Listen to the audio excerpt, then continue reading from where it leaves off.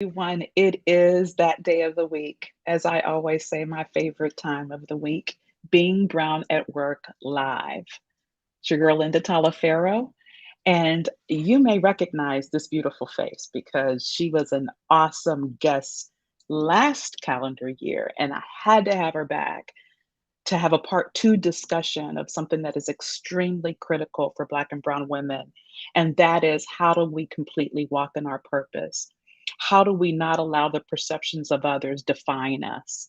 And so I want to welcome back Monique Wells. Monique, welcome back to Bringing Brown at Work Live. Thank you. Thank you. I'm so excited for our conversation today, Linda. I'm so excited to be speaking with you again. And happy to be back. Yes, this is great. So it's so good to see you in the new year. And just before we went live, you and I were talking about how important this subject is, especially January of a new year, Mhm. right? So we want to make sure that, as you and I shared, that we get off to a good start. And so everyone that's listening now, and those of you that follow me, know that I've shared that my word for this year is progression. I am about focused on moving forward, not just moving, but moving forward with purpose and with focus. And so what I want to do is kick off this conversation with you, Monique. And if you wouldn't mind, if you could just give a little um, uh, highlight of what we talked about last year, just a little bit of your backstory that led you to the realization that you had or were defining yourself at that point in your career by other people's perceptions. So, could you give us a little bit of a backstory? I sure can. We had a really great discussion, and I talked about, just that those formidable years, right? Hmm. We talked about the impact of my parents and my upbringing. We also talked about, when the values and the principles that you learn at those times are tested when Yes.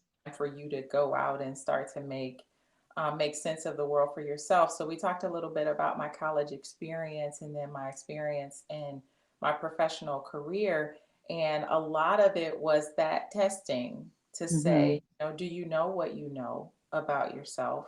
And, one of the kind of primary key points and what we talked about before was, those formidable years were years where I learned foundationally what it meant to build my life and my perceptions of myself and the Yeah. world around me through the eyes of faith and my faith in Christ.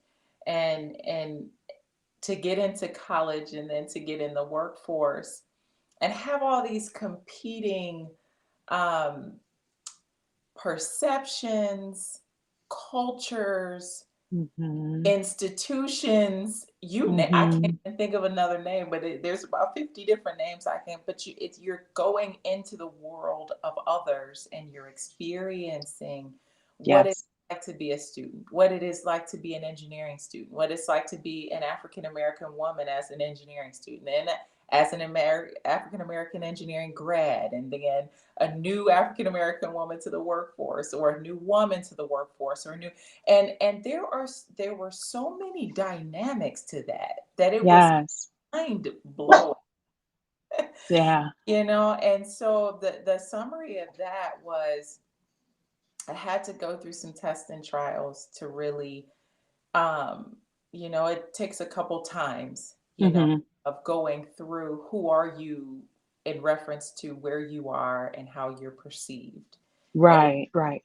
asked, and then how to revisit those formational years, foundational years, where I began to understand this is how I translate my identity in my as rooted in my faith to my Hmm. identity as whatever I am: mother, Hmm. wife, career woman, engineer, you name it.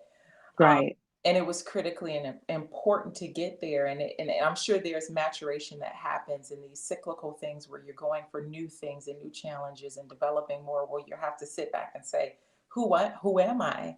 Right. Hmm. So, Yes.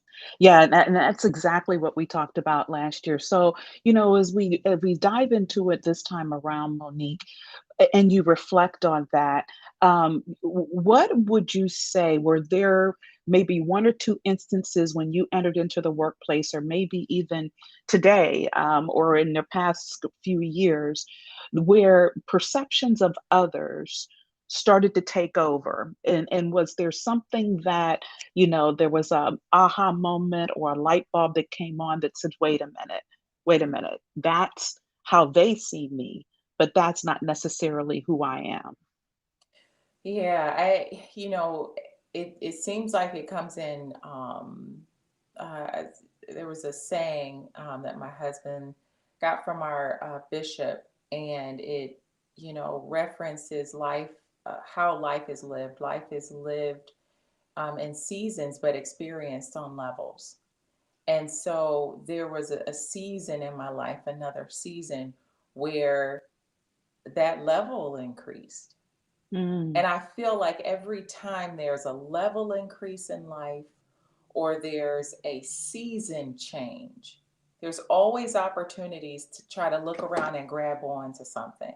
mhm, Say, okay, right, and get your bearings. And what I experienced is it's those times where you have to bring back in who am I, right? And what am I here for? What is my purpose?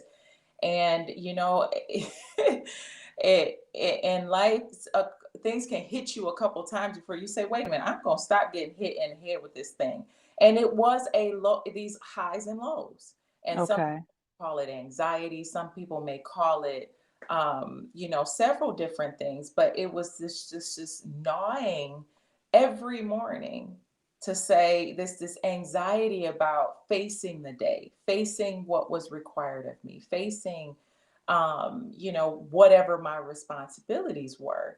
And something clicked and said, if you believe that you can do it all, then you have to hold it all and maintain Mm, it all and mm, it all and complete whatever it is on your own in your own strength.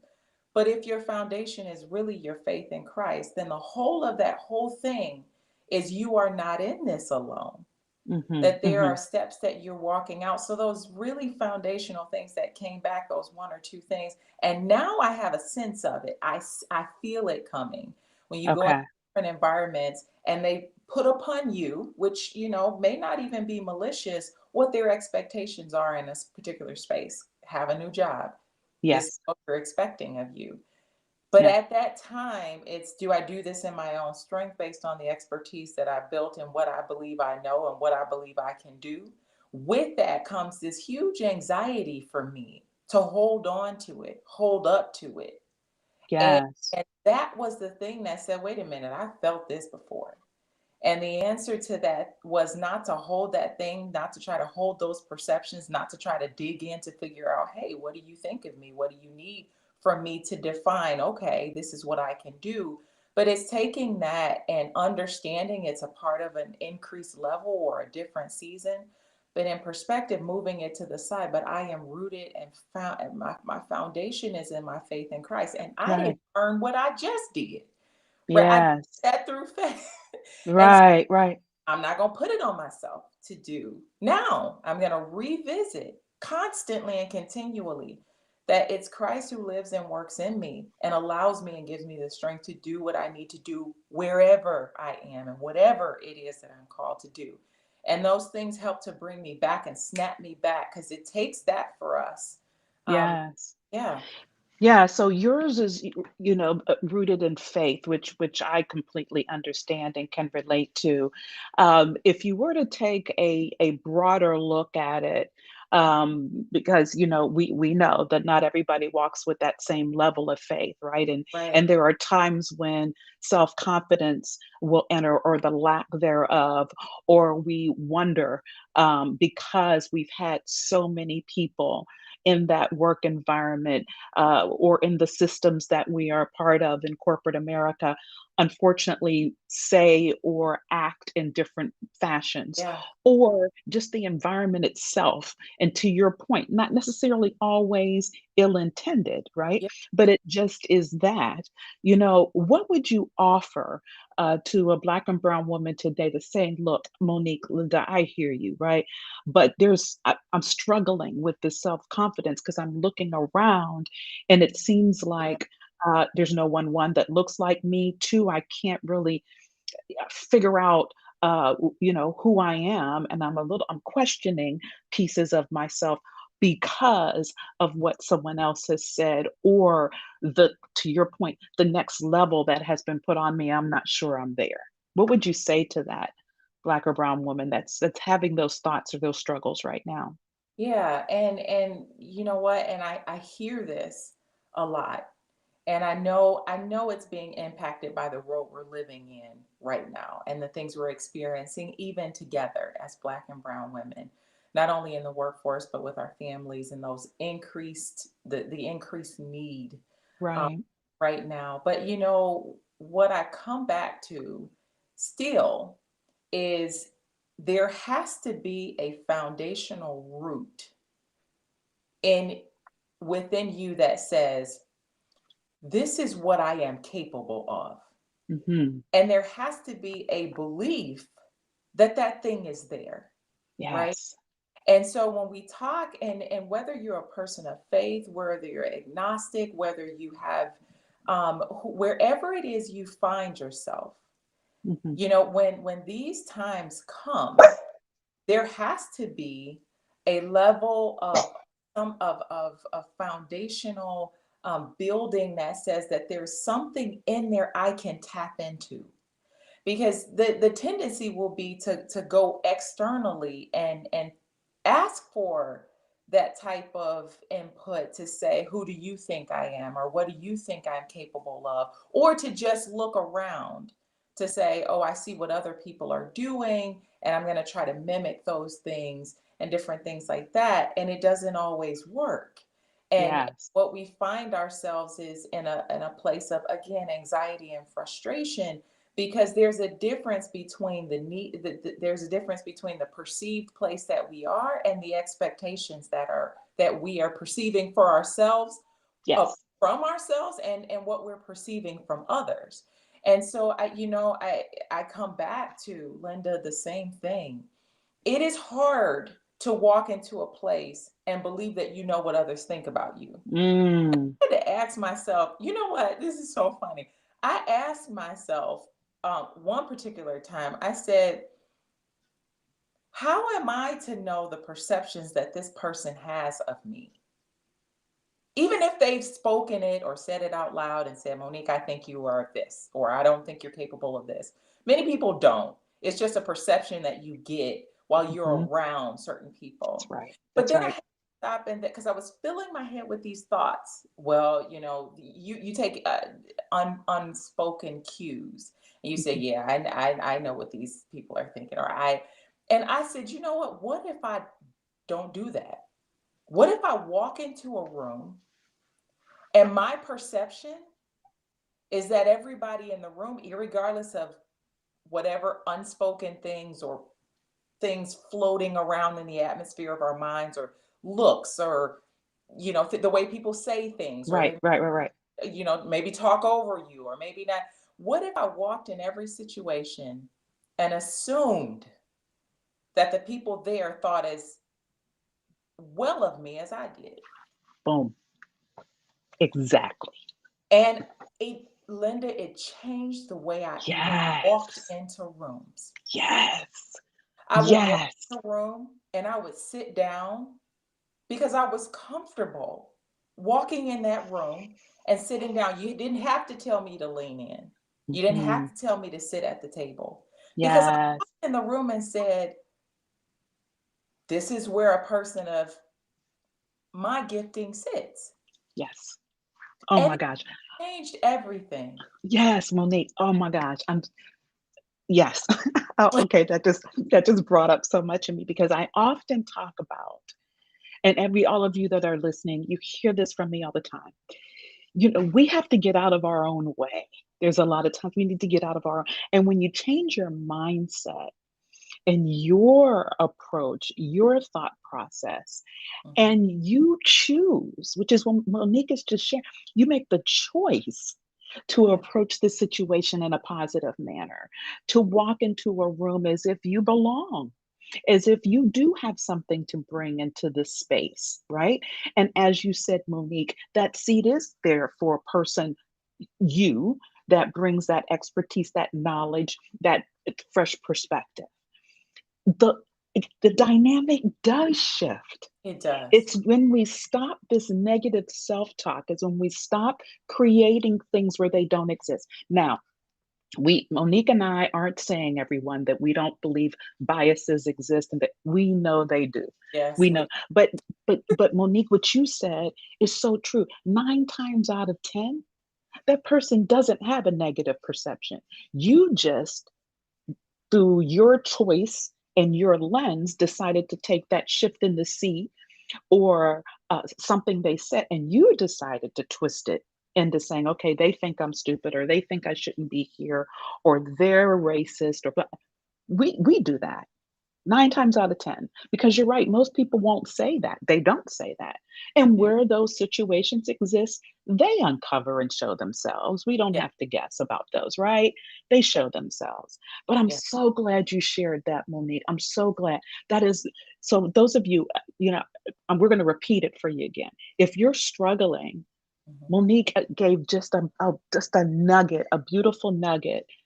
You shift your mindset and walk in the room, show up in the knowledge of knowing the value and purpose that you have.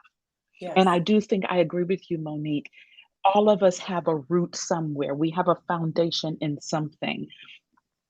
I'm going to share this little quick story from, I was on a board call this morning, and it's for the Girl Scouts. And we usually have a mission statement or a purpose shared by a Girl Scout. And her name was Cabracia. This young woman, sophomore in high school, she didn't say, I hoped this or if that. She spoke clearly. I will be going to Harvard. I Yeah. will get a law degree. I will become a judge. I mean, it was what she knew for Mm. herself was possible, which Yes. she knew she could accomplish. It's the same thing for us as Black and Brown women in our careers, wouldn't you say? It's that root of knowing foundationally. Yeah. Yes? That's it. Look, you got me moving side to side. But that is it. And to your point, Linda, I am not ignorant of I have had all I've had the entire range of the spectrum. I have had people openly and publicly say things to me.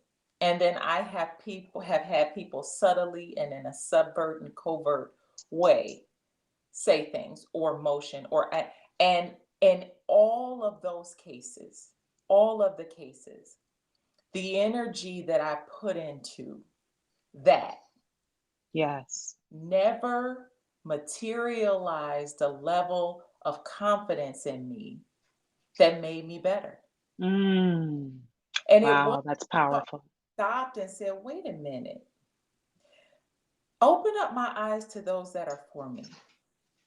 Open up my eyes. And I started to see, and we talked about it last time, I started to see that there's a purpose in me. And when I'm planted somewhere, all of Yes. the sources that I need to succeed are right around me. And my Yes. eyes were open to professors and administrators and you name it, organizations that just wanted to wrap. And so the thing that it helped me to understand as I moved into my career, and I really needed to use that, Mhm. is your perception of yourself. And people say it, and y'all probably say, oh, people, yeah. But I listen, if there's one thing that's the sustaining thing that I know to be true, like it's one of those keys, is that your perception of yourself is always going to trump. the Yes. perceptions of others. And Yes. you think about the perceptions you have of yourself almost all day long. Yeah. When you stand in front of the mirror, when you walk into a room, when you Yep. arrive at work, and it's Yep. the perceptions that you project onto other people that are the ones that you Mm. identify with, Oh my gosh. Yes, yes, right? yes. What you focus on, you will become. What you pay attention to, I mean, it, yes. I mean, that is everything, Monique. That is everything. That is just so true. And Mhm. that's why this conversation for me on this Being Brown at Work Alive was so critical at this time of the year, beginning of the year, when we're doing this assessing and we're doing reflecting and we're thinking about how we're going to move forward.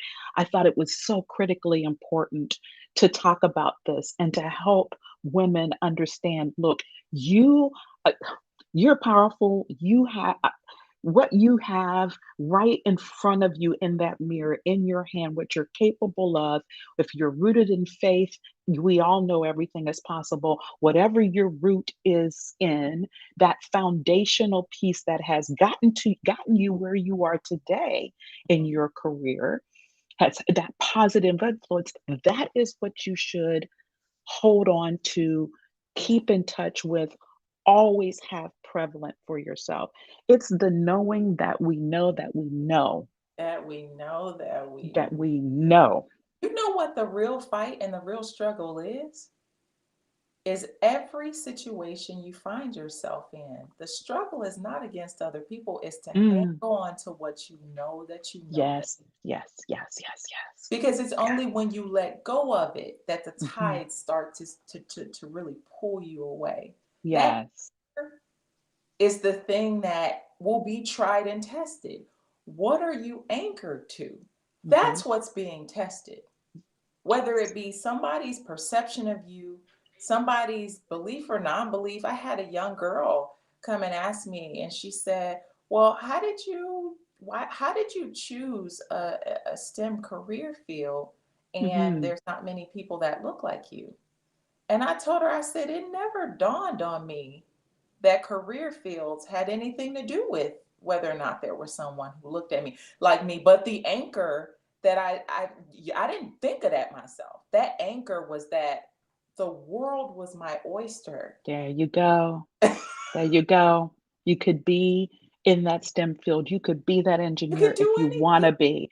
You can. That's why I tell you. You know, as I was going through my career, I had an uncle. I lost him years ago, but he was my mentor. And he told me years ago. He says, Linda, you make sure you have the seat at the table, but know what that seat is, and whatever it is you decide that is, then you can have it. It doesn't matter that you're the only person in the room. It doesn't matter. None of that matters. Who Mhm. looks like you, who doesn't look like you. You can have that seat. You Yeah, do what's necessary to walk in there and be properly prepared. That seat is yours. And sure enough, I have it. it worked. Right. It's possible. To your point, knowing who we are, knowing what we want, understanding our purpose. And I will tell you, I know early in my career, I had some traumatic things happen in the workplace. But out of those traumatic experiences, I found my voice and Yeah, solidified my purpose yeah, because I was rooted in foundation and had foundation in faith. But it was through those experiences that my voice was clear, my yeah. purpose became clear, and I knew that I knew that I knew, right? That you Oh know. my, yes. And even today, I know that I know that I know. And so that's why this conversation was so important. You know, Monique, as we start to wrap up this session, this episode of Being Brown at Work Live, are there a few things that you would like to share with the audience? Maybe, I don't know, two to three things that you would like for them to be cognizant of or to maybe implement in their journey or to be aware of, however it shows up for you. What would you offer as we close this episode? Well, it's always wonderful to talk to you. I get all of these things. There's so many things rushing through my head right now, but I can't simplify it more than when you said it's what you know that you know that you know. And what I would say, or a couple things leading into this year as you look to approach this year, as you think about being brown at work, as you think about being who you are to those who need you, who you are to those who have requirements and expectations of you. If you just take a minute and step back from that and get somewhere quiet and write down, what do you know that you know that you know about who you are? Mm. What are you capable of? What have you convinced yourself of? So if anybody else in the world don't believe you, you know it to be true for yourself. Right? Yes. Just the activity of writing that down. And I don't care if it's a half a thing or you come up with 2 dozen things, but do that exercise. And then for the next 21 days, 3 cycles of 7, and we can talk about that again. But for the next 21 days, every day, nothing difficult, but remind yourself of it. Mm. Look at it and then say it. Like, Mm. look Yes. Love it. with your mind, with your mental attention, and then focus your words and say it every day for the next 21 days. I would be, you know what? I welcome you to contact Linda later on in the year, right? And to see Yes. how that exercise may have helped you to get grounded in something that you continue to walk with. And you just know it even more so now, even more rooted and grounded. Yes. And I'm Yes. excited for what that could do for us if that becomes a place of thinking and thought as we go and do all that we're called to do. Oh my gosh, Monique, that's beautiful because I know what's going to do. What that's going to do is shift that person's landscape. They will feel a shift. I have no doubt about it. So, look, if you've joined us either live or on the replay of this episode with Monique Wells on how do you walk completely in your purpose in spite of the perceptions of others or knowing who you are, irrespective of the perception of others, and you've taken this suggestion of hers of writing down what you know that you are good at, what your value is, what you believe for yourself or in yourself, and then repeating that to yourself for 21 days. Send me an email, send some text messages, DM me, however you want to reach out to me. Put it in the comments of watching this episode. I'll share it with Monique because there's no doubt that at the end of the 21 days, you're going to feel something. You're going to see something. It's going to be tangible. It's going to be palatable. And that's something that you can carry with yourself through the rest of your career. And you will be walking in your purpose. No doubt about it. Monique, this has been yet again awesome. And I could continue to have conversation on this topic and it will flow into others. I appreciate you. I thank you for joining me again on Being Brown at Work Live. And again, those of you who want to maybe even connect with Monique, reach out to me. I can put you in connection with her. I know she would love to even share with you in a more intimate, maybe one-on-one perspective, maybe some of the challenges you have and how she's could consider overcoming them or how she has even overcome them. Again, love to have your comments. Please share them. And thank you for joining. Thank Thank you you. for joining me, Monique. Thank you. It was my lesson. It was my pleasure and honor. Thank you. Else. Always, always happy to have you. Thanks for joining me, everyone. Catch you next time. Take care.